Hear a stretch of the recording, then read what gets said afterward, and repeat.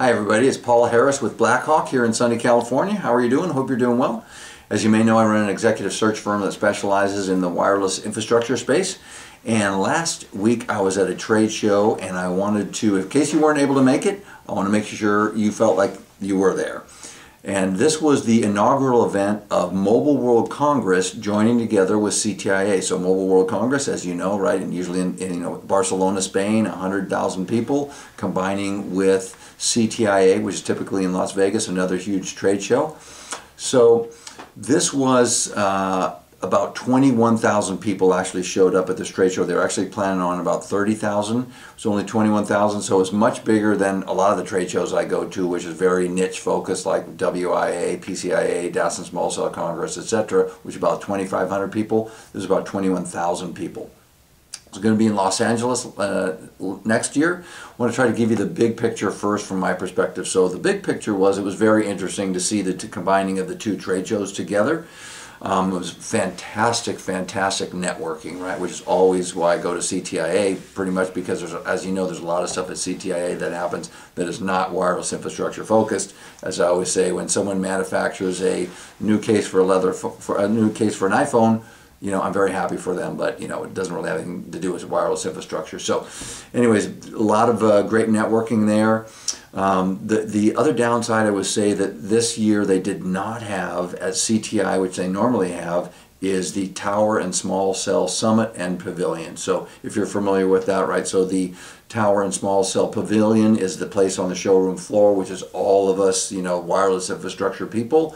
And then also the Tower and Small Cell Summit, which is upstairs, and it's all the breakout sessions. It's run by Bear Javazian from Wireless 2020, and, you know, Mark Ganzi speaks and Neville Ray speaks and, you know, stuff like that. They did not have that this year, which was very disappointing to me. As a matter of fact, when I got the agenda on the internet, I called up Bears and I said, Bears, I'm not seeing any Tower and Small Cell Summit and Pavilion. What's going on? So he said, yeah, they're not happening it this year. Hopefully next year they will.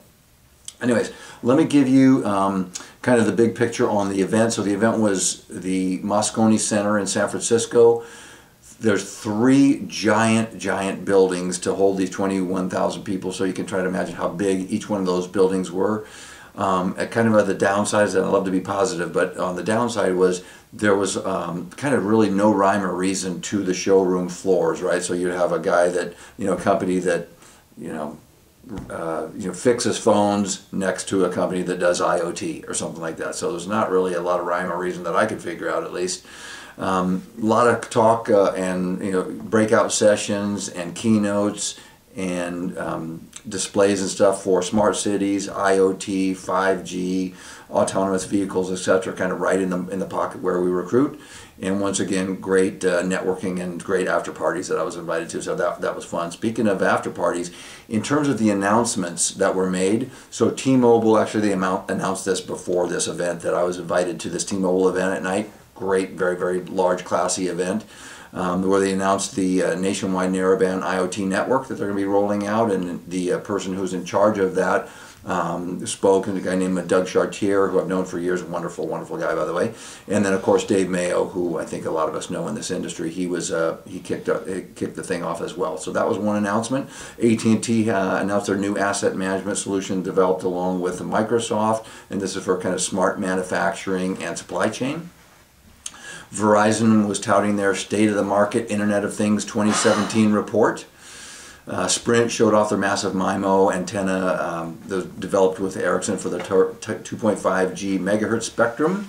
And then speakers, you know, keynote speakers were included, like Carlos Slim from American Mobile, Thaddeus Arroyo from AT&T, Rajiv Suri from Nokia, Meredith Atwell-Baker, of course, from CTIA spoke, Marcelo Claret from Sprint, Ronan Dunn from Verizon, and of course Ajit Pai from the FCC. So in all, it was a great show, wonderful networking, great after parties, etc. And the next year is going to be in Southern California. I think it's in LA.